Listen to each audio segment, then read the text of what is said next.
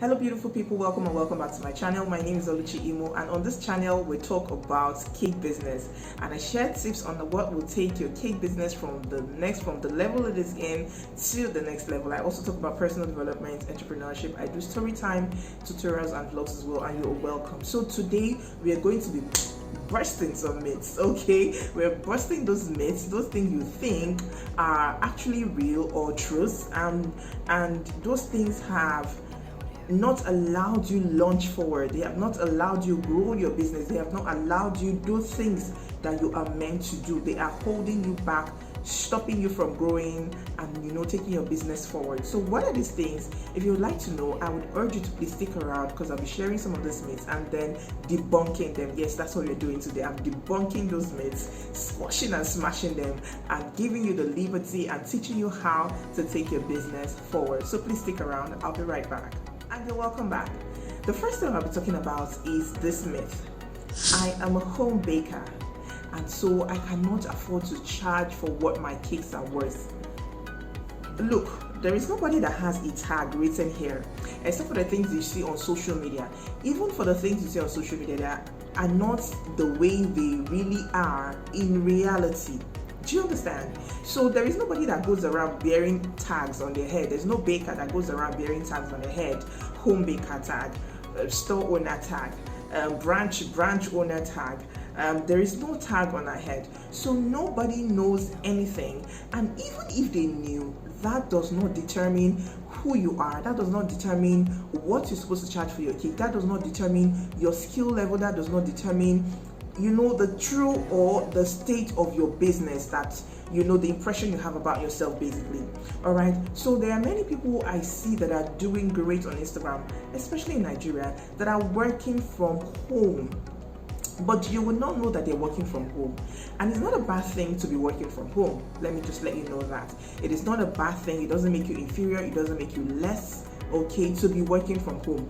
But they're working from home, probably another room, probably a balcony. There's what we call, not a balcony, there's something we call BQ here in Nigeria. So it's the boys' quarter, and it's an extension of the house, like an extra room, a mini room, or a mini house that you have within the premises as well. Okay, it's not attached to the main building. So there are people that are in places like this, but they have decided that doesn't define their businesses. Okay, they have decided that it doesn't just define them. So the way they front their businesses, the perception they create about their brand, it's unbelievable.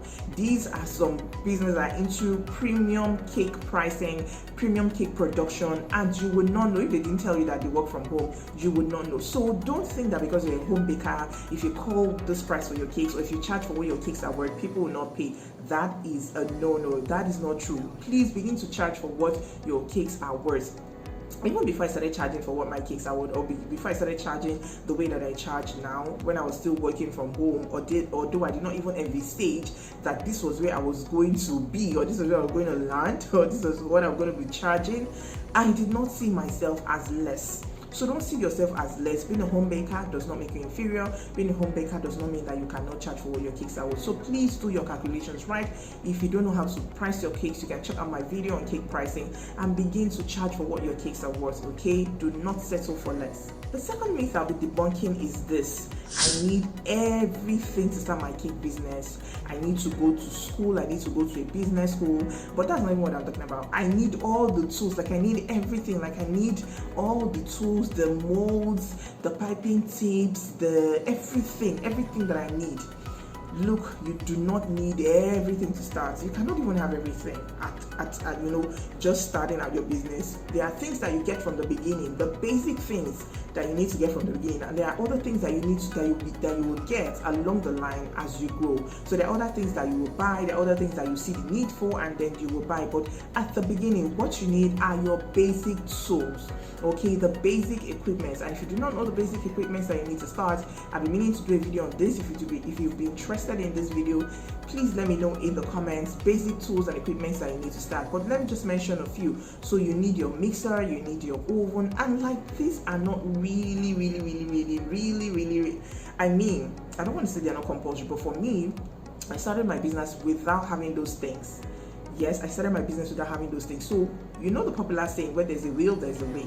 Where there's a will, there's a way. Okay, so that just applies to me, and that is just my story. I was passionate about this business, and even before I thought of buying an oven, buying a mixer of my own, buying tools and everything, I already started the business and I was already making for people. So when I get orders, I would either take to my sister-in-law's place to bake, or I would plead with my neighbor to allow me use her oven. So that was when I started. Now this might not work for you, I might not be comfortable with it, but I'm letting you know that if you have the basic tools like your oven, even your hand mixer. Okay, it was a hand mixer I started with until I got my first my tabletop mixer. So I started with my hand mixer. So even if it's your hand mixer you're using, I know that it's going to be laborious, it's going to be tasking, it's going to be demanding, it's going to take more effort, more time for you to bake, but you start small, start with what you have. Okay, so start with that. You have your turntable, you have a piping bag or two, a disposable piping bag or two, or even if it's non-disposable, you have a piping bag, you have few tips, you have few pans that you can use for baking. Start out with those things that you have. So I think I had just two 10-inch pans or 3 or thereabouts, and that was what I started with, like 8 inches and then 10 inches before I started acquiring more. So you do not need everything that you think you see online, everything that the cake vendor or the cake supply store is selling before you start your business. You can start with the little you have. You've been able to acquire some little basic tools. Please start your business and then make plans to buy the other things as you grow and as you go along. The third myth I'll be debunking is this: everybody's my customer. We make all kinds of cake for all events. That's the popular way, or the way we say it here in Nigeria. So I think I also did that when I was growing, when I was starting out. You say we'll make all kinds of events we make all kinds of cakes for all events. We make for graduation, we make for weddings, we make for courts, marriage, we make for this, we make for that, we make for children, we make for everything. I mean, everybody cannot be your customer, and it relates. It's prompted me to. I heard something like that earlier today. Somebody was talking. I was watching a business talk, a business channel on YouTube, and the person still said the same thing, reiterated the same thing, which I've heard over and over again, and which I know that you've heard. So you cannot come up and say everybody is your customer. If I ask you who is your customer, you cannot tell me that everybody is your customer. For me, not everybody is my customer, and so I am. Somehow I don't feel bad per se when those leads go, because I try to make them reason and say, okay, this is what I have, this is my offering, these are my offerings, this is my pricing, this is what I have, and they want a certain kind of cake, an elephant-sized cake for a very small budget. And I just know that these people are not my customers. These are not the people that I would buy my cakes. The people that will buy my cakes are out there, and I do myself a good favor, I will do my business a good favor to go look for them. So everybody cannot be your customer, and that is why you need to have a customer avatar. Define it from the beginning, define it from the get-go. Who are the people that I want to sell to? What's their lifestyle? What's their spending habits? How much can they afford to spend on cakes? Would they like to buy this kind of cakes? What kind of cakes would they like to buy? What kind of places do they hang out in? What's their lifestyle? What's their income level like? Where do they live? The demographics, the geographical location, where do they stay, where do they live, and all of that. It will help you serve as a great guide to defining the kind of customers you want, and it will help you just make a selection, know your target audience, know your target market, and then go after them in selling your goods, in selling your products. All right. The fourth myth is this: I need to lower my prices so that people will come to me, so that I would get customers. No, if you do that, you're shooting yourself in the foot. I'm debunking that. It is not true. You do not have to lower your prices. You do not have to enter the market with low pricing, with a low pricing strategy than your competitors, so that you can just have an edge in the market. If you do that, your customers will get accustomed to those pricing, to that kind of low pricing, and then it will be hard for you to change. It will be hard for you to level up your pricing or to level up your business when it is time, because they're used to that, especially if you don't have that as a plan for your business. If you don't intend to offer lower price goods or lower baked goods for a while, for a long period of time, don't start with that strategy. I need to lower the bar, I need to lower my prices so that I can gain acceptance in the market. You do not need that. Do your calculations right so that you will charge for what your cakes are worth, and then people are not misled. So you've charged for like a year or thereabouts or some months, and you feel, oh, I've gained that acceptance, and then all of a sudden you just bring that change. People will be wondering, okay, what is happening? And another thing with charging low is this: by the time you decide to move out of the house to get a store space or something, what about your rents? How how are you going to take care of your rent, how are you going to take care of other bills that you have, how are you going to pay your staff, how are you going to pay your service charges, pay for utility, and all of that. So you need to begin to incorporate this. If you know you are looking to move out of your house, get a space, get a storefront, put all these things into consideration when you are calculating your pricing, and then charge accordingly.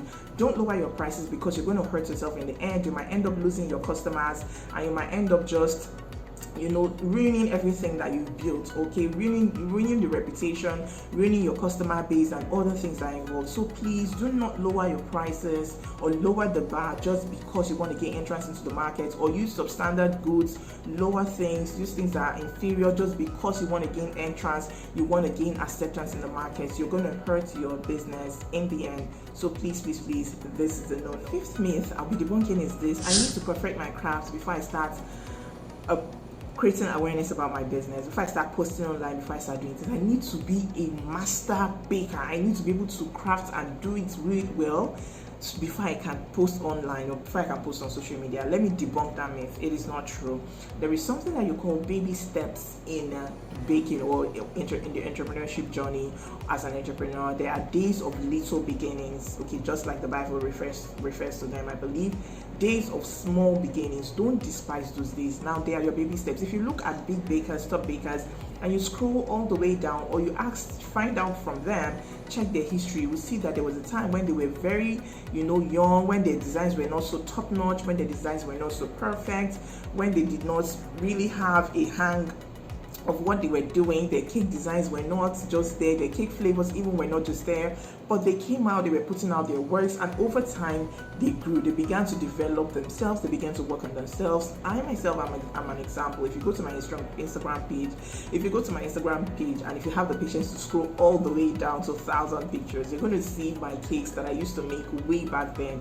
Of course, they are a lot different. My cakes now are a lot more different than what I used to make in those days, but I was posting them because I needed customers. I needed to put out my works. I needed them to know that this is what I do. So if you're saying you're ashamed of your works are not so perfect, you don't want to put it online yet, this is not an excuse for mediocrity, please. And this is not an excuse to just do anything and put it online. You know that you're in a global space, you know that you're trying to get people to buy your cake. So put your best foot forward, but at the same time, do not be ashamed of your baby steps. Try your best with each cake and put them online. Don't think, my cakes are not good to stand side by side, or to be compared to the cakes of other bakers. Please do not use anybody, like I always say, as the measure of yardstick for success. All right, do your thing. These are your littles, then these are your beginnings, these are your little beginnings, these are your baby steps. Put them online. If you don't put them online, how do you expect to get customers? How do you expect people to get to know you? So please do not, in the name of, or do not think this way, that because your cakes are not good enough, you cannot post online. I believe that these tips have gone a long way to help you. Let me just add one more. The myth that the market is too saturated and that people will not buy from you because there are